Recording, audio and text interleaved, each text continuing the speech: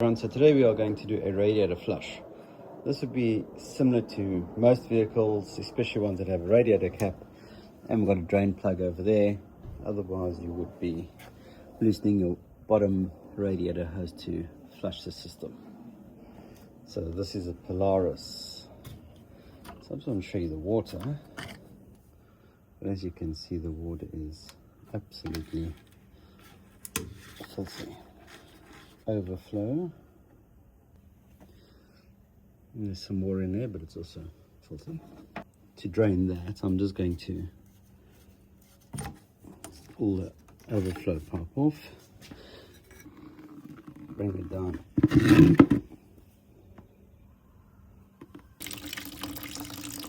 So I've loosened the drain plug, and the drain plug has a little hole inside the threads that allows you to drain the water without taking off the plug and all the water washes towards you. So once this is all drained, we'll come back and do our first top up with distilled water. I've now removed the plug just to let the last bit of water run out. You can leave your plug in just to show you. So you see it's got a little cutout, and that's where the water can come out, so you don't have to take it all the way out. There's a seal there, you don't want to lose the seal. If you have a new one, it'd be good to put a new seal on there if you've got a new O-ring. Otherwise, just don't damage that one or lose it. So that's the first drain before the flush. So let's see if we can get this water any cleaner. So pouring out the water from the first drain, so the water that was in there originally, this is a sludge and gunk that's come out of it so far. So let's hope we can get more gunk out of there and give that engine a nice good clean. So now I just got some distilled water. So we're just going to top it up with distilled water, run it till it's warm, switch it off, and then drain it, do another distilled water, drain it, and then top it up. And at the same time I'm going to be cleaning that. But to clean this I can just use normal water. For that I'll use distilled water. I can always flush it after I've cleaned it with distilled water. So once I've started as expected, the water's going to go down, so I must just top it up now, because we need the water to flow through the whole system. So it's still warming up, but we need to top it up again. I gave the engine a rev. I have also moved it as on a slope coming down, because the engine sits at the back and it's got a lot of pipe to come through, so we want to get all that water out as much as possible. So while it's been idling, I've cleaned the bottle. As you can see, it is a lot cleaner. I'll give one more rinse, get rid of those speckles in there, and then the bottle's good to go. Okay, so we've run it for about 20 minutes now, maybe half an hour.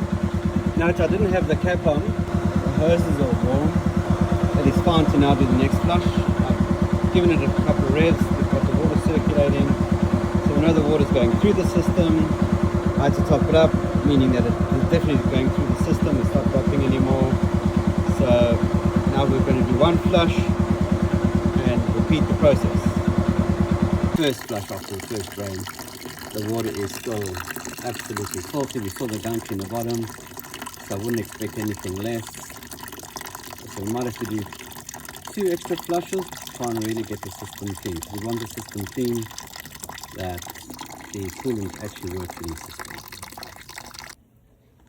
So this is the first flush. The water is nice and dirty. There was no sludge for this drain, so that's good. A lot of the sludge could have come from that water tank on top. That's the second drain. Water's still nice and brown.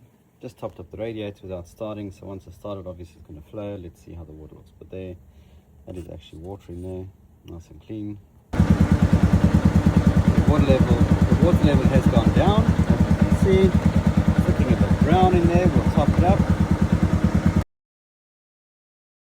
Yep, still brown. Got a lot of flushing to do. The system needed a good flush and coolant put inside. It's a third flush water, still looking a bit dirty, but there's no more gunk coming out of it, so we did get rid of a lot of the gunk in the first drain. So there's bucket number 4. Still dirty, but it's not better.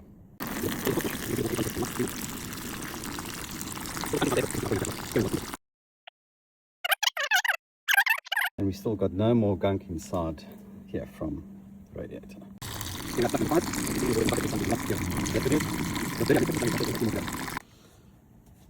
This is number 6.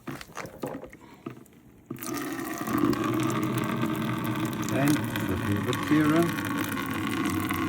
The water's a little translucent, again not the greatest obviously, but it's getting there. No, we want 7 8 9 was the idea. 19 so you can just put you have still do 2 at the end, 9 and then 0 30. So you rank number 7. Okay. Let's put bucket number 6.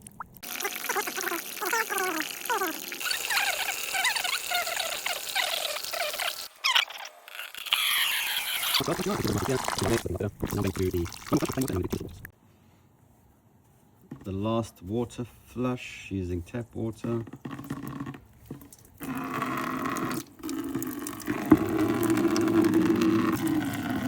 Yeah, I'm happy with that. You can be flushing all day to get this 100% pure. Not going to happen. This is really good. We've got rid of a lot of that gunk. So we'll fill it up with distilled water, do 2 flushes of distilled water, and then top it up with antifreeze. As you can see, that's a lot better than it was before. The final drain with the distilled water.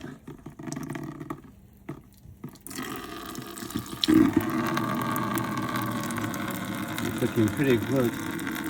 It has taken a long time to get this, so if yours is as dirty as this one was, yes, you're looking at an hour to 2 hour process, but your engine will thank you for it. The longevity of your engine will. So I topped up the reservoir to the cold level, because remember, when it gets warm, the cap will open, we'll put some water back in there. When it needs water, we'll suck it back in. So we're on it at the bottom cold level, and we top this up. I'll start it, run it, put the cap on, and we're finished. So there we go. That's a really easy, simple way of making your engine happy. Okay, I'll see there's less bubbles now. So the bubbles is just from air escaping or getting the liquid really just going through the system, getting rid of air pockets. So you get bubbles. Nothing to worry about. Just keep on topping up until it is full.